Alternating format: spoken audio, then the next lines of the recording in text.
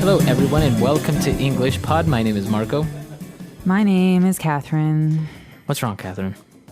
I'm just a little down today. You're having your mood. You're not in the mood today. Is that what's going on? I am not in the mood to record today.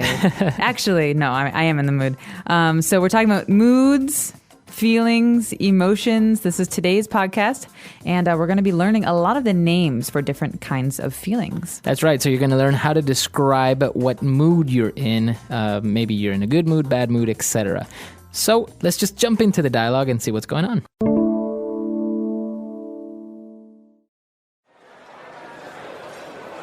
Are you okay? You seem a bit anxious. Yeah, I'm okay. I've been having a lot of mood swings lately. I think it has to do with the pills my doctor prescribed that are causing chaos on my hormones. So you mean you feel ecstatic 1 minute and then blue the next? Yeah, it's weird. For example, just this morning I was feeling detached and lonely, even though there was really no reason to feel that way. Well, maybe your mood will swing positively and you will feel confident, brave, and hopeful. I hope you're right. Okay, lots of feelings. So Yeah. many feelings, in fact, Yeah, that we're going yeah. to talk about the names of them in today's language takeaway. Language takeaway. So on language takeaway, let's take a look at this adjective. You are feeling or you seem a little bit anxious. Anxious. He is anxious. I feel anxious. That's right. Now, this word means that you're feeling nervous or uneasy about something. Mm-hmm. Normally, when you feel anxious about something like a test, all you can think about is the test. Right. Oh, will I fail? What's going to happen? Did I study enough? You're worried. So this is an anxious feeling. That's right. So if you're anxious, you're worried about something or you're nervous about something. It could be about your job interview, a test, etc. All right, so moving on now, we're feeling anxious, but then we also feel a different type of excitement. We are ecstatic. All right. So while anxious is a bad feeling, ecstatic is a really good feeling. Okay. Okay, so I'm happy. I'm really happy. I'm ecstatic.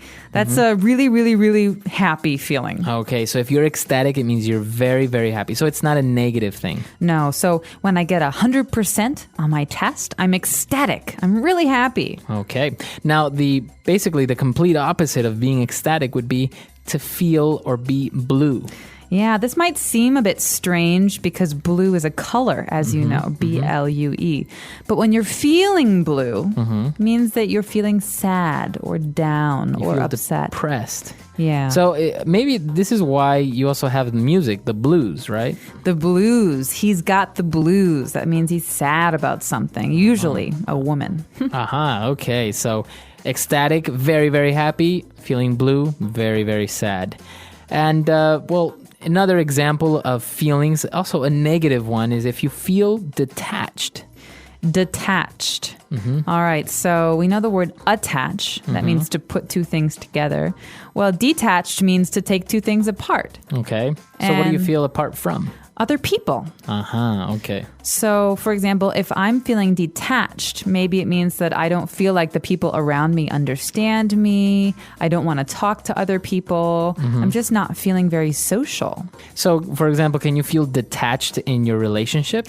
You can, and that's actually a really bad feeling because you should be happy in a relationship. Right. But when you're detached, it means that you don't really feel close to your boyfriend or girlfriend or husband or wife. Okay.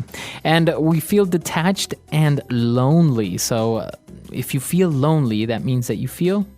Similar to detached, lonely means that you don't feel like you can talk to anyone. You feel alone. You feel alone. So I'm very lonely right now. I have no one to talk to, no friends. No one makes me feel good. Okay, so that means that you feel alone.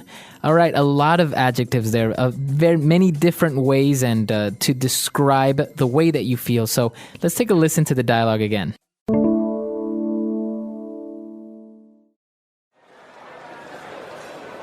Are you okay? You seem a bit anxious. Yeah, I'm okay. I've been having a lot of mood swings lately. I think it has to do with the pills my doctor prescribed that are causing chaos on my hormones. So you mean you feel ecstatic 1 minute and then blue the next? Yeah, it's weird. For example, just this morning I was feeling detached and lonely, even though there was really no reason to feel that way. Well, maybe your mood will swing positively and you will feel confident, brave, and hopeful. I hope you're right. All right, we're back. So now let's take a look at Fluency Builder. Fluency Builder. So on Fluency Builder today, the first phrase is mood swings. I've been having a lot of mood swings lately. That's right. So this basically means that your mood is changing constantly, all the time. That's right. So your mood is the way that you feel.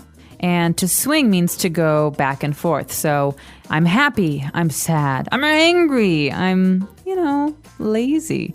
So these are mood swings. And it means that you're not normal, you're not flat, you're going up and down and feeling many different things. Okay. So to be clear, also your mood is the way that you feel at a certain time or a certain day. That's right. So you're in a good mood today. Did you get good news? That's right. So that means that you look like you are happy, or it seems that your personality is positive today. That's right. Or you could say, I'm in a bad mood. Don't talk to me. So maybe you're angry. Yeah. All right. Very good. Now, when to basically explain why we're having these mood swings, we say that, well, maybe it has to do with the pills the doctor prescribed that are causing chaos on my hormones.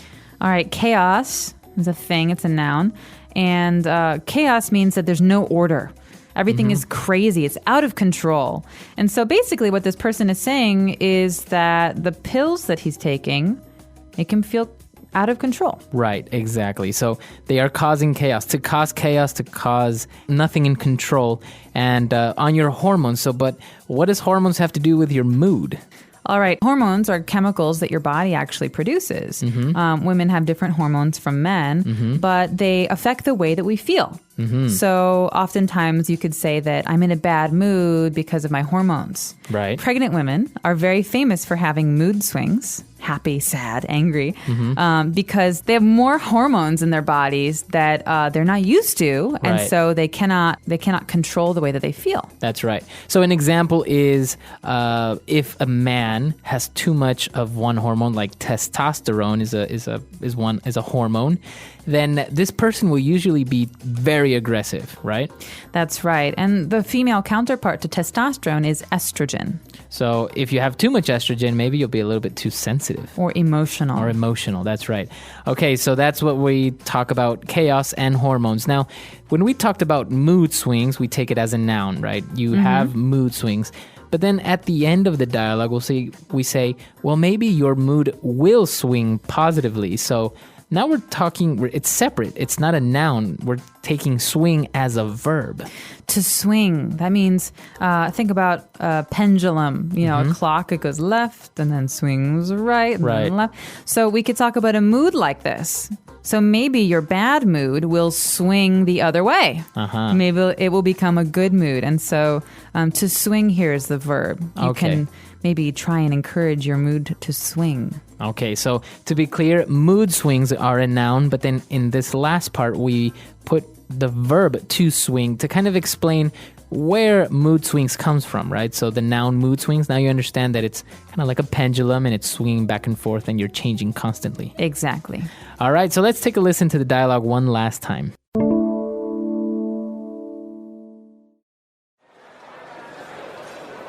Are you okay? You seem a bit anxious.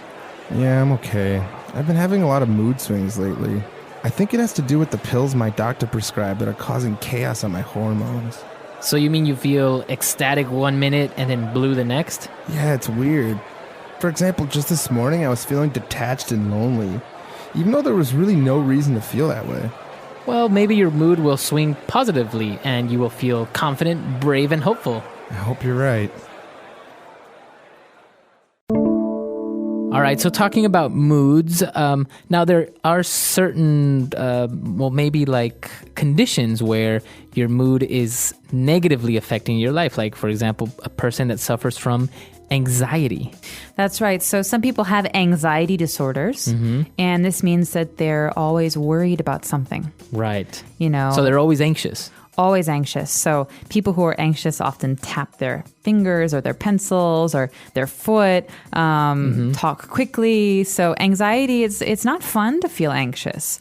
And Right. you can only imagine. So a lot of times these people who have anxiety problems, they will see their psychiatrist and they will try and get some medicine, some pills to help regulate their emotions, to help them feel in control. Okay, so that I think is the most interesting thing for me is because your mood is actually very much dependent on what's going on chemically in your body. So, as you said, you could actually balance out maybe if you're feeling too anxious with drugs, you can actually make you feel less anxious because of the chemicals. Exactly. And I think it's also important to remember that it's not just drugs that you take. Sometimes people like to exercise, and that helps them feel relaxed and Right. calm, because when you exercise, actually, your body produces certain chemicals that help you feel happy. Right, right. Or when you eat. Sometimes when you haven't eaten, you notice that you're very, very cranky. Oh, God, why are you doing this? Why are you being like this? And you eat, and all of a sudden, your body chemistry starts to change, and so you Right. feel better.